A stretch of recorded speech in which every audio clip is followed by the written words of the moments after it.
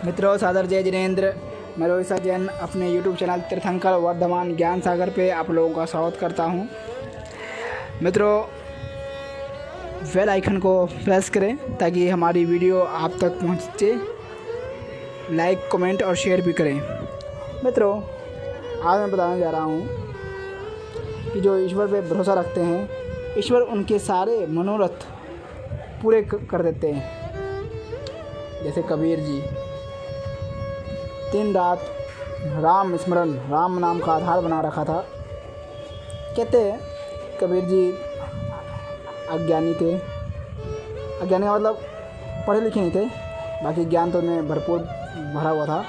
उनसे बड़ा ज्ञानी कोई नहीं, बस उनका आसरा राम का ही था। ये कबीर की क्या महानता। मुस्लिम परिवार में जन्मे, लेकिन नाम राम का जपते। कई लोग, यहाँ तक बादशाह ने भी उनको कहा कि राम का नाम क्यों लेते हो। तो कबीर ने कहा कि राम का नाम कैसे ना ले, वो तो कण कण में व्याप्त है, हर जगह रमा हुआ है, उसका नाम मैं कैसे छोड़ दूँ।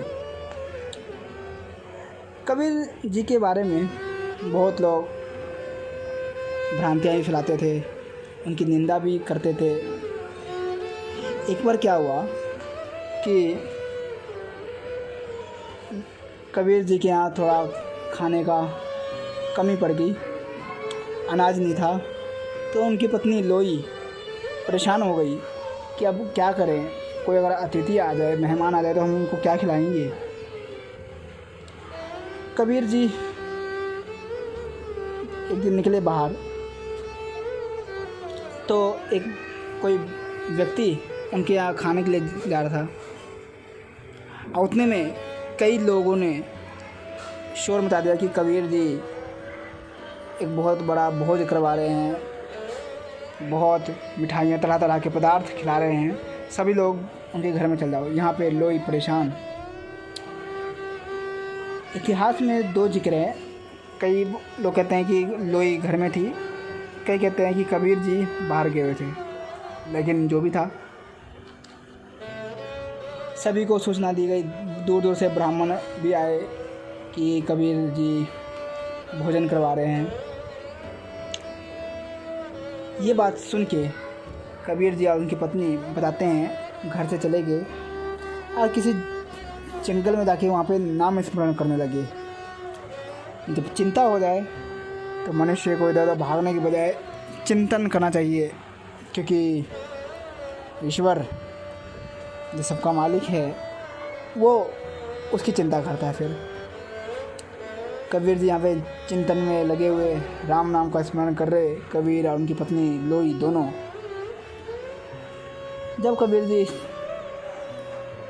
चिंतन से हटे तो सुनते हैं बहुत शोर हो रहा है, हल्ला हो रहा है, कबीर जी की जय जयकार हो रही है। कबीर जी ने पता करवाया कि मेरी जय जयकार क्यों हो रही है। तो किसी अनजान आदमी से पूछा, जो कबीर जी को नहीं जानते थे, कि ये इतना हल्ला क्यों हो रहा है। तो उस व्यक्ति ने कहा कि कबीर जी के यहाँ बहुत बड़ा भोजन का प्रबंध हो रखा है, भंडारा हो रहा है, वहाँ पे मिठाइयाँ, तरह तरह के पकवान मिल रहे हैं और सोने की थाल में खाना खिला रहे हैं कबीर जी। और सिर्फ खाना ही नहीं खिला रहे सोने की थाल में, बल्कि सोने की थाल दे भी रहे हैं कि सोने की थाल अपने साथ ले जाओ। ये बात सुन के कबीर हैरान होते हैं। कबीर जी जाते हैं अपने घर पे, देखते हैं कि वहाँ पे कबीर अपने आप का अपना दूसरा रूप देखते हैं कि वहाँ पे कबीर खाना खिला रहे हैं लोगों को। ये चीज़ देखते हुए कबीर जी ने अपने मुंह पे चादर डाला और अपनी पत्नी दोनों भंडारे में बैठ के, पंगत में बैठ के खाना खाने लगे। फिर जो कबीर जी, जो उनके राम ने जो कबीर का रूप धारण किया था, उनके पास पहुँचे जब खाना बांटने, तो बताते हैं कि उन्होंने कबीर का हाथ पकड़ के उठा दिया।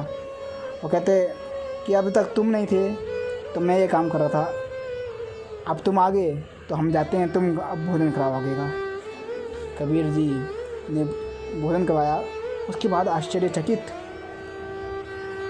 कि भगवान भक्त पे कैसे मुसीबत आने ही नहीं देते, मुसीबत आने से पहले ही उसका निवारण कर देते हैं। कैसे जो व्यक्ति सब कुछ सौंप देता है उस पे, ईश्वर पे, तो ईश्वर भी उसके काम करता है। लेकिन इसमें ज़रा भी किंतु परंतु नहीं होना चाहिए कि होगा नहीं होगा, कैसे होगा।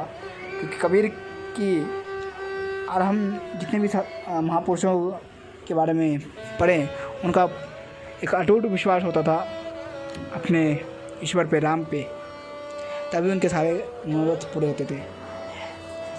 कबीर पे कितनी ही बाधाएं क्यों नहीं आई, जंजीरों में मतलब उनको बांध के फेंक दिया जाता था उनकी परीक्षा के लिए, लेकिन वो तैर जाते थे और जो उनको फेंकता था वही डूब जाता था।